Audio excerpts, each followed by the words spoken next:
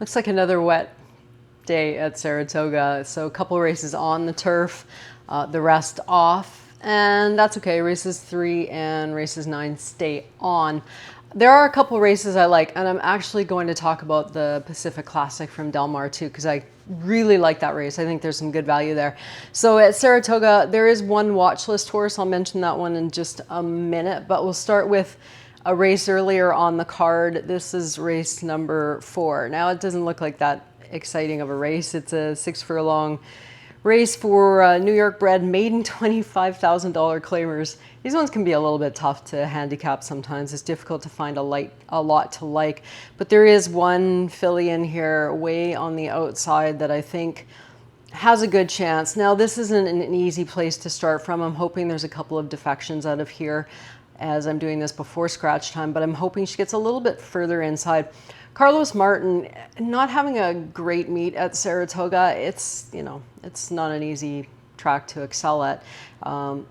It's okay. I'm not too worried about that. The last couple of years at Saratoga, he's had 5 winners from 44 starters. So, they've been. When he has a good horse, it can win. I think Tangerine Dream is okay. The debut start, she showed a little bit of speed. It was a race washed off the grass. She showed some speed and continued on. I like that. Next time out goes off as the favorite. It was just a disastrous race. I mean, not a lot happened there. One other start as a 2-year-old and on the grass. So again, showing speed and then fading. Changes trainers, goes to Carlos Martin. Some of these works look really, really good. The last couple of works I'm intrigued by. So I think she's in with a chance. The fact that Luis Saez is going to ride as well, I find very appealing.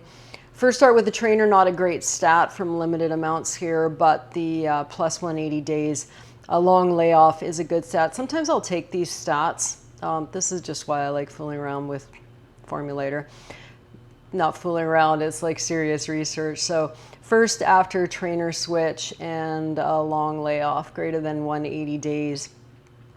It's 1 for 11. So these stats aren't overly encouraging, but the one that did come in paid enough to make it worth all the other ones, $14.80 for Piedi Bianchi. I mean, he can win with these types. Alternatives, she's not a slam dunk to me, but I do want to take a look at her at kind of a big price. It's wide open after that. I thought the 9 Undetectable was a little bit interesting, getting off of the grass. The 3 horse is probably the other one that I center around. That's Tell a Perfect Tale for Tom Morley. And these horses, these Chris Englehart horses, are running really well. Banana Fana Foe doesn't show a lot, but I think she's the only one dropping from maiden allowance into maiden claimer.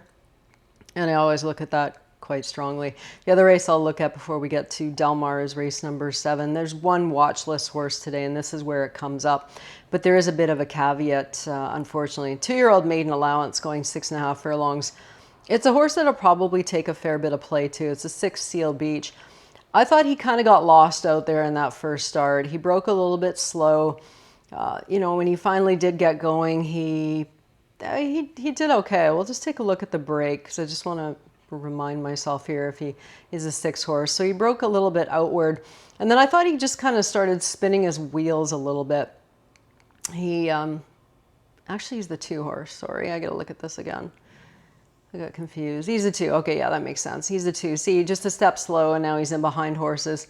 I watch so many replays, I get confused easily. And again, I just thought he was spinning his wheels a little bit. The track was hideous. And this was a hot little race. This was an Asmussen first-time starter, Chadlot, who I quite like. Carpe all day. Looks like he'll be okay.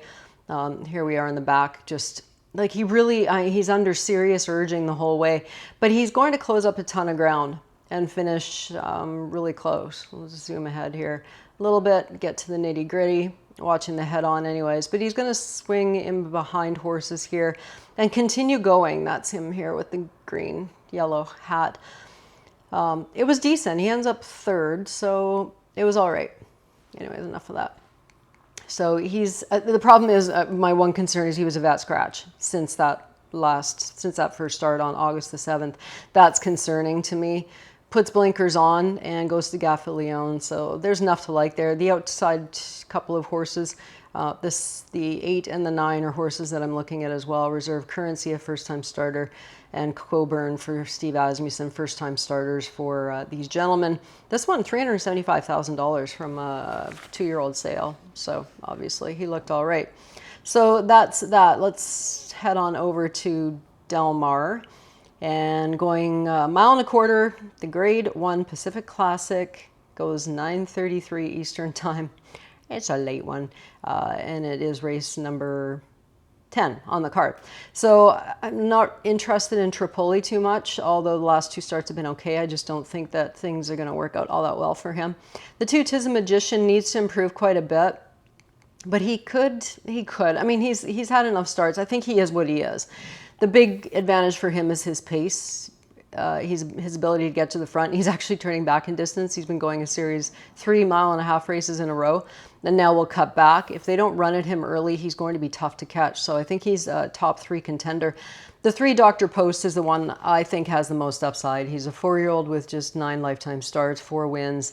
He can go fast enough. His 104 Beyer in the Westchester proves that he's got enough ability, natural ability.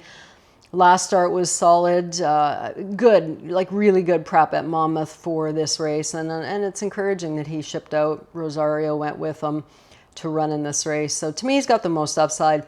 The 4 Royal Ship, this horse I think bounces back.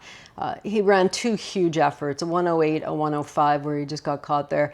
He just maybe came up a little bit flat here in the San Diego, so he was supposed to win. But this is I don't mind this pattern. I mean, he can get back to where he was here. While I think that Dr. Post has a little more upside, I think Royal Ship has already shown that he is major talent. The 5 Express Train was an opportunist last time out. He chased the pace. He was good. It was a 1.16 mile. 1.25 mile seems to get him a little bit. You can see here he was looking like he was going to win and didn't. He faded. 1.125 mile, 1.16 seems to be his gig, so I'm a little against him today. Don't like the Baffert horse. He's outside 2 horses. Maybe the McCarthy horse a little bit. He's fresh, and that could prove to be a good thing for him. And Florent Giroux heading out there to ride, which is kind of cool. So yeah, I really like the 4 horse, the 3, 4, and 2. I think I'll play in some kind of order like that. So heading all over, it's like so much sun here. Heading all over the country today. So enjoy your day playing. They've got a good card at Louisiana Downs tonight too. So it's just another track I tend to look at and see if I can find some value. Enjoy, and we'll talk to you again tomorrow.